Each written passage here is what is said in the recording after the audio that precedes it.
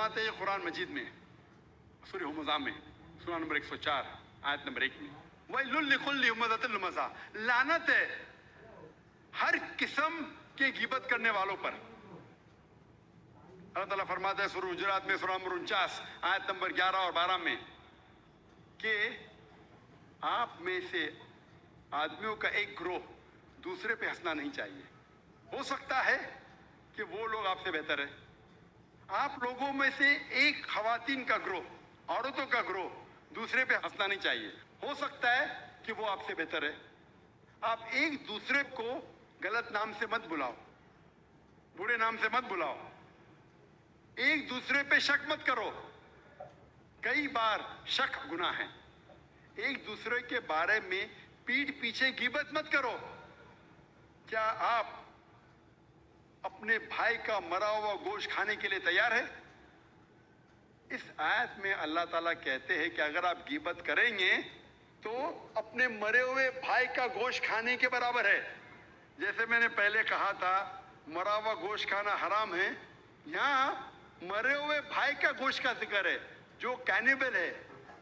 کینیبلز مطلب جو انسان دوسرے انسان کو کھاتے ہیں، اسے کہتے ہیں انگریزی میں کینیبل۔ کینیبل بھی دوسرے انسان کو کھاتا ہے لیکن اپنے بھائی کو نہیں کھاتا۔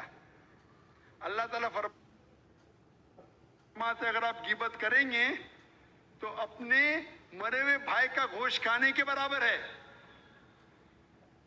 ڈبل گناہ۔ آپ بالکل اسے پسند نہیں کریں گے۔ صلاح میں معاشرہ سدھرتا ہے اور حقانیت بڑھتی ہے۔ اللہ تعالیٰ فرماتے ہیں سورہ عنکبوت میں سورہ نمبر 29 آیت نمبر 45 میں اتلو ما اوحی الیک من الکتاب واقم الصلاۃ ان الصلاۃ تنہی عن الفحشاء والمنکر۔ وہ آیت کی تلاوت کرو جو اللہ نے نازل کیا اس کتاب میں، اور صلاح قائم کرو۔ بے شک صلاح فحاشی اور برے کام سے روکتی ہے۔ اللہ تعالیٰ فرماتے ہیں سورہ اسراء میں سورہ نمبر 17 آیت نمبر 81 میں وَقُلْ جَاءَ الْحَقُّ وَزَهَقَ الْبَاطِلُ إِنَّ الْبَاطِلَ كَانَ زَهُوقًا۔ کہو کہ حق آ چکا ہے اور باطل ختم ہو جائے گا۔ باطل ختم ہونے کے لیے پیدا ہوا تھا۔ حق کی بات کرو، حق سے مت ڈرو۔ اللہ تعالیٰ فرماتے ہیں سورہ بقرہ میں سورہ نمبر 2 آیت نمبر 42 اور 43 میں کہ آپ حق کو جھوٹ سے مت بدلو، اور جب آپ حق کو جانتے ہیں تو حق کو مت چھپاؤ۔ نماز قائم کرو اور زکوٰۃ دو۔ اللہ تعالیٰ فرماتے ہیں سورہ بقرہ میں سورہ نمبر 2 آیت نمبر 188 میں کہ آپ رشوت مت دو جج کو، حاکم کو، تاکہ دوسرے کی دولت ہڑپ کر سکو۔ صلاح کے ذریعے معاشرہ سدھرتا ہے، حقانیت بڑھتی ہے، اور جو سلامتی ہے، امن، وہ بھی بڑھتا ہے۔ اللہ تعالیٰ فرماتے ہیں قرآن مجید میں سورہ رعد میں سورہ نمبر 13 آیت نمبر 28 میں کہ مومن وہ ہے جب اللہ کا ذکر کرتا ہے تو اس کا ایمان بڑھتا ہے۔ اللہ کا ذکر کرنے سے مومن کا ایمان بڑھتا ہے، سلامتی بڑھتی ہے۔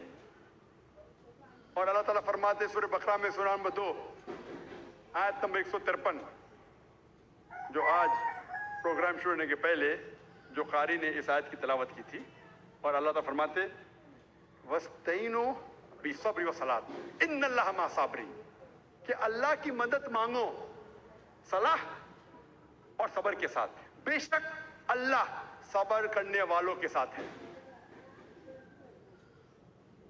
صلاح پڑھنے کے کئی فائدے ہیں۔ وقت کی قلت ہونے کی وجہ سے صرف میں چند اور فائدے آپ کے سامنے بیان کروں گا کہ روحانی فائدے کے علاوہ جسمانی فائدے بھی ہے، بہت سے میڈیکل بینیفٹس ہے، میڈیکل فائدے بھی ہے۔ آج کی سائنس کہتی ہے کہ جب صلاح کے دوران ہم رکوع میں جاتے ہیں، جب جھکتے ہیں رکوع میں، تو ہمارے جسم کے اوپری حصے میں خون زیادہ جاتا ہے، اس سے ریلیکسیشن ہے، بدن کو آرام ملتا ہے، اسپائن سپل ہوتی ہے، اور जो नर्व्स है स्पाइन के, वो नर्व्स में नरिशमेंट होता है खून ज्यादा जाने की वजह से। ये जो रुकू की पोजीशन है, आज साइंस कहती है ये फ्लैटुलेंस के लिए भी अच्छा है। जब रुकू से आप फिर से ऊपर आते हैं रफू पोजीशन में, तो खून जो जिस्म के ऊपरी हिस्से में जा चुका है वापस से अपनी जगह आ जाता है और बदन में रिलैक्सेशन होता है, आराम मिलता है। सलाम में जब आप सजदा पोजीशन में जाते हैं, सजदा अपना फॉरहेड, माथा जमीन पे टेकना, सजदा जैसे मैंने कहा था सलाह का एक अहम रुकन है।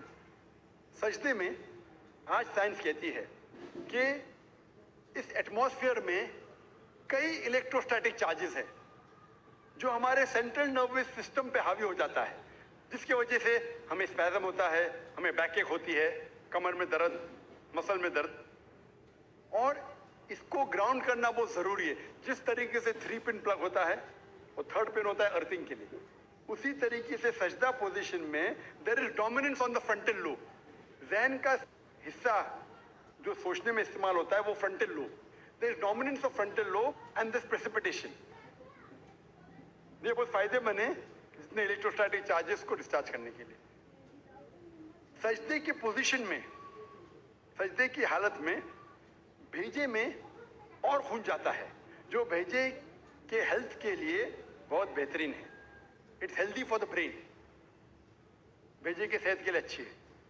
तो सजदे के पोजीशन में फेस में, चेहरे के चमड़ी में खून का फ्लो ज्यादा बढ़ जाता है, जिससे चमड़ी की बीमारी, मिसाल के तौर पे फाइब्रोसाइटिस, मिसाल के तौर पे चिल बेंड्स होने के इम्कानात कम हैं। और ये खुसूसन ठंडी के वक्त ये चेहरे के लिए बहुत अच्छा है। सजदे के पोजीशन में there is less chances of having sinusitis. Sinusitis बीमारी के बारे में आपने सुना होगा, हेडेक होता है। साइनसाइटिस सजदे के पोजीशन में जो मैक्सिलरी साइनस है, मैं माफ़ी चाहता हूँ ये मेडिकल टर्मिनोलॉजी का तर्जुमा करूँगा तो पूरी रात निकल जाएंगी, तो माजरत चाहता हूँ, और करूँगा तो भी आपको समझेगा नहीं। ये मैक्सिलरी साइनस जो है उसका ऑस्टियम, ऑस्टियम जो ओपनिंग होती है, उर्दू में कह सकता हूँ कि छेद, छेद, वो मीडियल साइड और एंटीरियर साइड में, it is like inverting a pot. तो सजदे की हालत में there is drainage of the maxillary sinus. सलाह के डिफरेंट पोजीशन में, कयाम, रुकू, सजदा, इसके अंदर frontal sinusitis, ethmoidal sinusitis, स्पिनॉइडल sinusitis होने के चांसेस कम है। सजदे की हालत में there drainage of the bronchial tree, जो फेफड़े में जो सेक्रीशन है वो सेक्रीशन के ड्रेनेज होता है, there is less chances of having bronchitis. फेफड़े की बीमारी होने के कम इम्कानात है।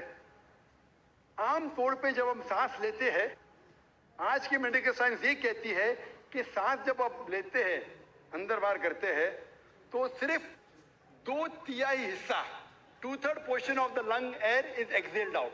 सिर्फ 2/3 हिस्सा हवा का फेफड़े का बाहर जाता है और नई हवा आती है।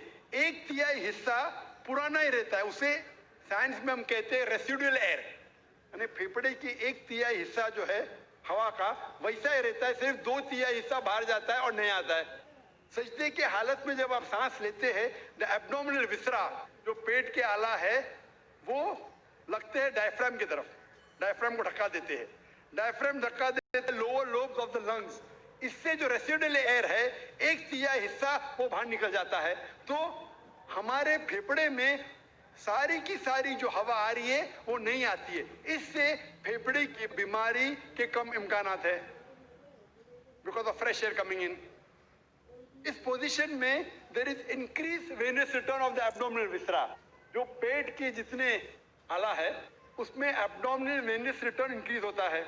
आज की साइंस ये कहती है कि सजदे के पोजीशन में it is very good for those people suffering from femoral hernia and esophageal hernia, जिसको esophageal hernia है, hernia का आपको सुना है आपने, esophageal hernia या femoral hernia, ये सलाह की पोजीशन उस मरीज के लिए बेहतर है।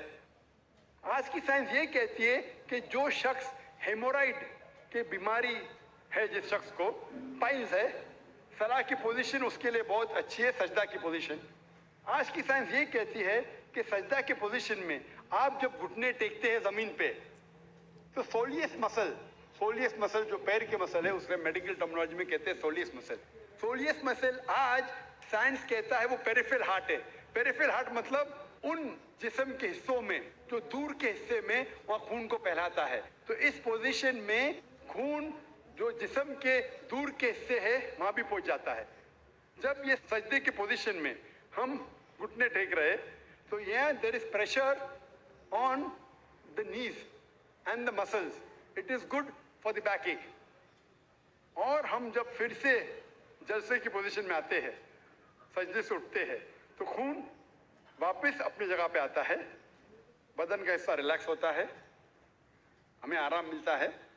اور اس کے بعد جب ہم اٹھتے ہیں قیام پوزیشن میں ہمارا وزن ہوتا ہے بال آف دا فیٹ پہ, پیر کے آگے کے حصے سے اٹھتے ہیں.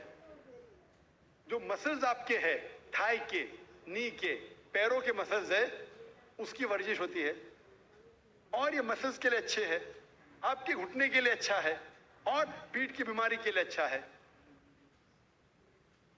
میں صرف اگر میڈیکل بینیفٹ بیان کروں صلاح کے بارے میں تو انشاءاللہ گھنٹے بات کر سکتا ہوں, لیکن انگریزی میں, اردو میں نہیں. اردو میں کیونکہ مجھے مہارت نہیں ہے. انگریزی میں اگر میں صلاح کے بینیفٹ کا ذکر کرنے لگوں تو الحمدللہ ثم الحمدللہ صرف میڈیکل بینیفٹ پہ تقریر کر سکتا ہوں.